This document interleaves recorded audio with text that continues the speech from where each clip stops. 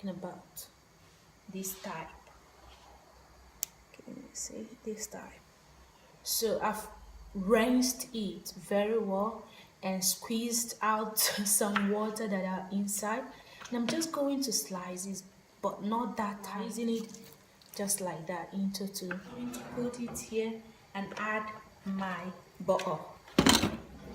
So I'm going to use this butter.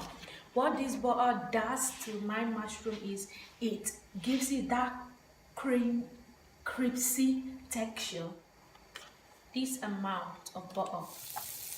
Inside of my mushroom I have a fresh thyme, so I'm just going to add it here, and I'm adding them here.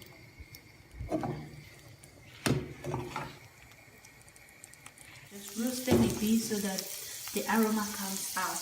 And so to this, I'm going to add my roughly chopped mushrooms there. A teaspoon of salt, there's this amount. My salt is my pepper, sorry. So salt and pepper in. So at this moment I'm going to like turn my mushroom around.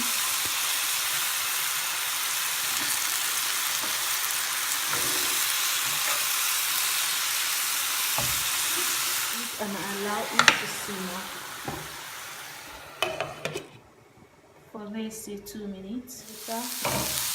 Here, the mushroom is done, so I'm going to start my steam. This is just a simple way to prepare your mushrooms. It's cooked, well cooked, and still you could see them. It's not like dead or so soft. How I wish that you could taste it and still feel the crunchiness is still there. So here is my mushroom. Bon appetit.